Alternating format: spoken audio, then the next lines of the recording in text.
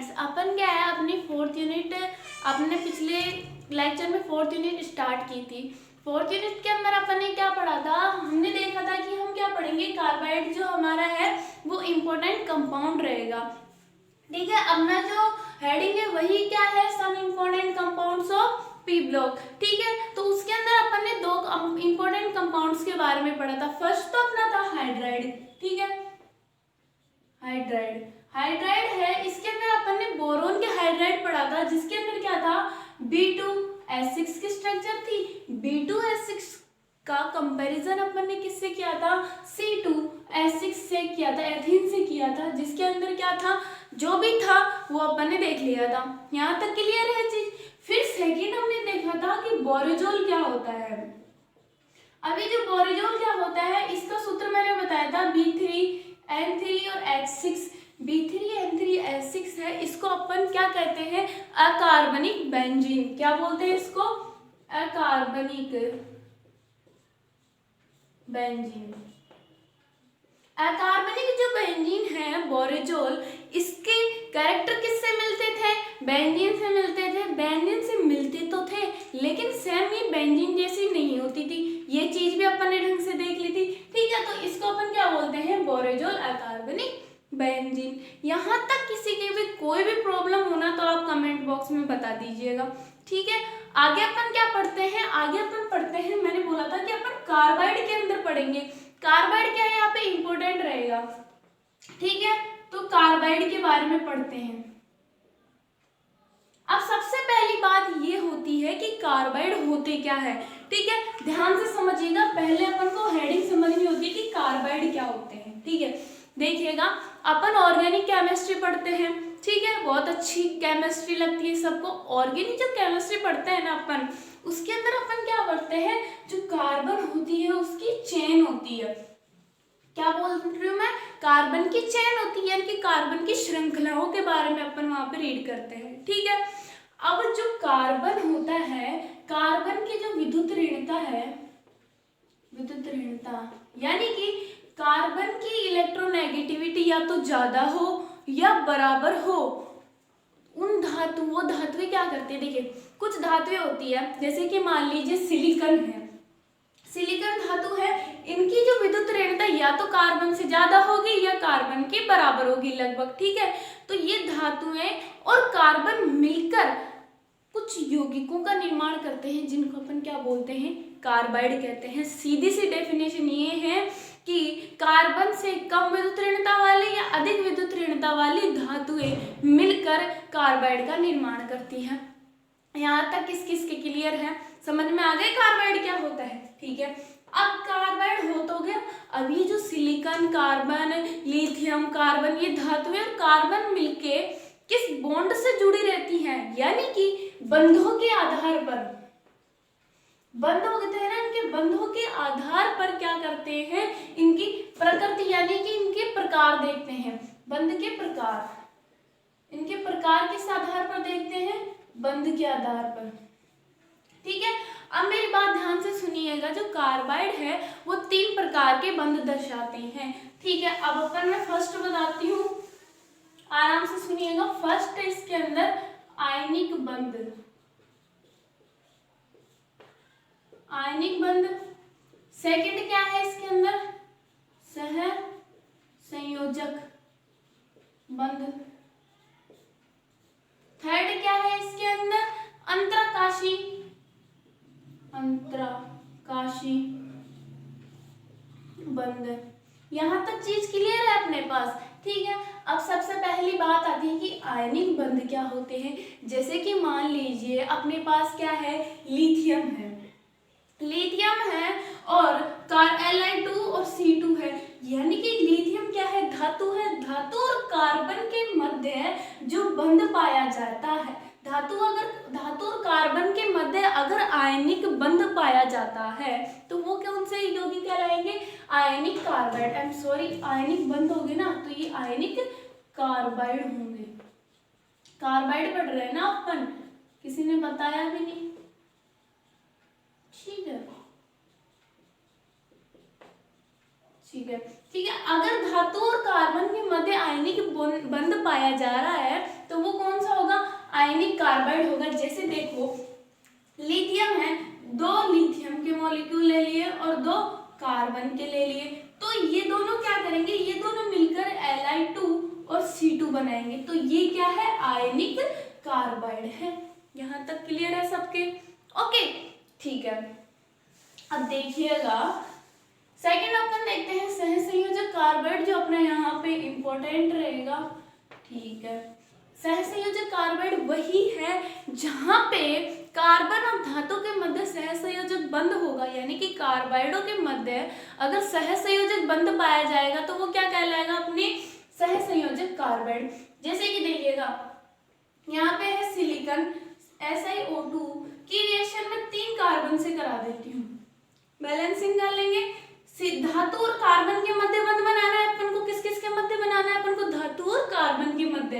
तो धातु क्या है, सिलिकॉन Si, ठीक है, Si प्लस अपने पास क्या बचा, 3 तो कार्बन बच गए और 2 ऑक्सीजन, सॉरी 2 कार्बन 2 ऑक्सीजन, यानी कि 2CO बच गया। यहाँ तक किस किस के समझ में नहीं है ये बात, आ गई समझ में? अब जो यहाँ पे देखने की बात है ना, इम्पोर्टेंट क्वेश्चन आ जाता है अपने पास कि कार्बोरेंडम क्या होता है और इसका उपयोग क्या है। अब कार्बोरेंडम कंफ्यूज हो जाती है यार, कार्बोरेंडम क्या होता है, तो देखिए ये जो होता है ना सिलिकॉन की कार्बाइड, आपके पास आ गया कि कार्बोरेंडम क्या होता है, आपके पास क्वेश्चन आ गया कि कार्बोरेंडम क्या होता है, तो आप क्या बोलोगे कि सिलिकॉन की कार्बाइड जो होते हैं उन्हीं को अपन क्या बोलते हैं, कार्बोरेंडम बोलते हैं। यहाँ तक क्लियर है क्या? सिलिकॉन के कार्बाइड को अपन क्या बोलते हैं, कार्बोरेंडम बोलते हैं। अब ये जो कार्बोरेंडम है इसका मैंने बोला कि उपयोग क्या होता है, इसका उपयोग क्या होता है, जो तलवार चाकू छुरी नहीं होते क्या, इनको इनकी धार तेज करने के लिए क्या किया जाता है, कार्बोरेंडम का उपयोग किया जाता है। अब सीधी सी बात ये है कि जब इनका उपयोग कठोर चीजों को पहनाने के लिए किया जा रहा है, धार तेज करने के लिए अगर इनका उपयोग किया जा रहा है, तो ये भी ऑब्वियसली कठोर ही होगी कि नहीं होगी, कठोर होगी ना ये। तो यानी कि इसकी स्ट्रक्चर कैसी होती है, हीरे जैसी इसकी स्ट्रक्चर हो रही है, हीरे समान संरचना होती है। यहाँ तक क्लियर है? मैंने क्या बोला कि सिलिकॉन के कार्बाइड को अपन कार्बोरेंडम बोलते हैं, इनके मध्य सहसंयोजक बंध पाया जाएगा और ये बहुत कठोर होंगे, जिनका उपयोग किसमें किया जाएगा, तलवार चाकू छुरी की धार तेज करने के अंदर किया जाएगा, और बहुत कठोर होंगे, हीरे समान संरचना जैसे। यहाँ तक क्लियर है चीज? ठीक है, आगे देखिएगा अपन बात करते हैं अंतराकाशी कार्बाइड की।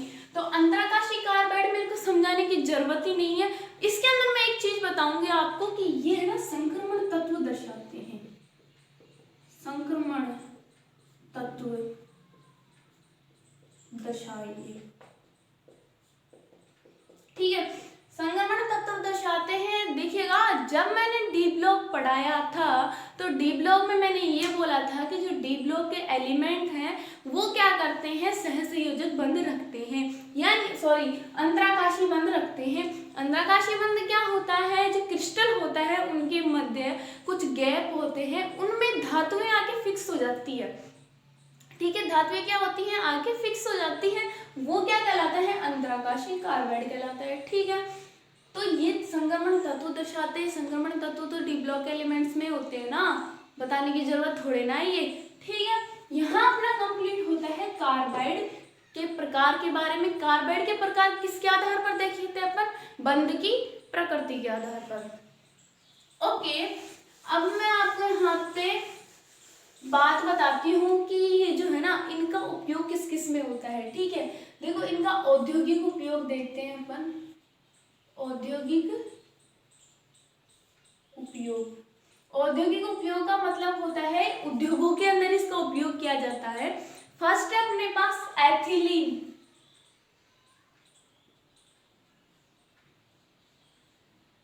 ठीक है, यानी कि CH ट्रिपल बॉन्ड CH, इसको मैं C2H2 भी लिख सकती हूँ, ठीक है। ये कैसे बना, देखिएगा जब अपन कैल्शियम कार्बाइड है इसका जल अपघटन कराते हैं, क्या कराते हैं, जल अपघटन। क्या बोल रही हूँ मैं, जब अपन कैल्शियम कार्बाइड का जल अपघटन कराते हैं, सॉरी ये एसिटिलीन है, ठीक है, एसिटिलीन है, ठीक है।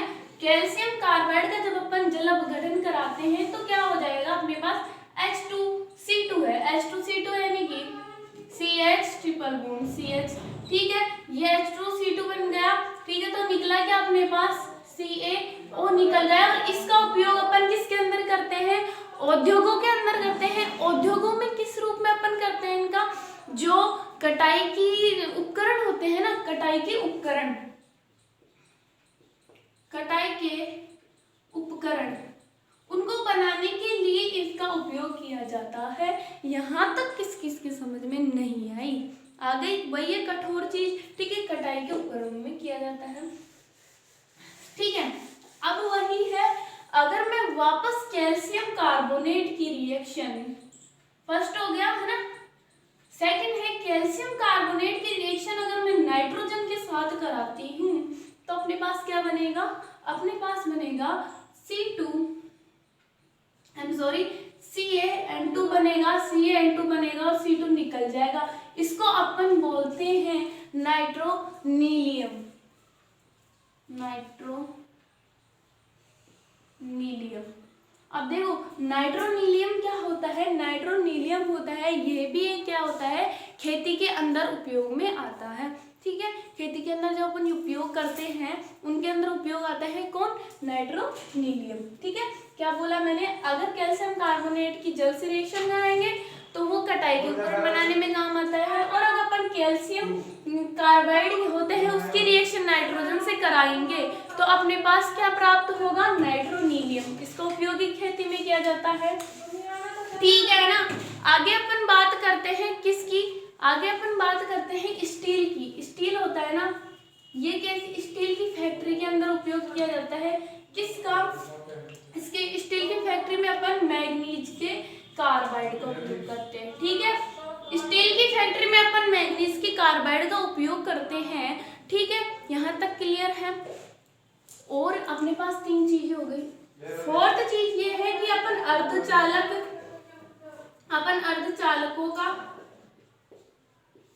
का और जो कैथोड होता है ना उसके अंदर कौन से कार्बाइड का उपयोग करते हैं, सिलिकॉन की कार्बाइड का।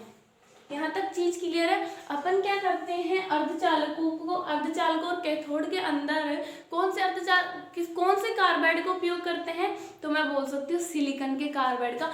ये जो चीज है ना फिजिक्स में भी आती है, अर्धचालकों, नैन अर्धचालक वगैरह होते हैं, सब पढ़ते हैं अपन फिजिक्स के अंदर, वहां भी ये चीज आती है। आज का ये टॉपिक था अपना। अगले अपन नेक्स्ट टॉपिक में क्या पढ़ेंगे, फ्लोरीन क्या होती है, ठीक है, उसकी स्ट्रक्चर क्या होती है उसके बारे में पढ़ेंगे, और थोड़ा और एक टॉपिक है उसको अपन ढंग से क्लियर करेंगे, ठीक है। Thank you.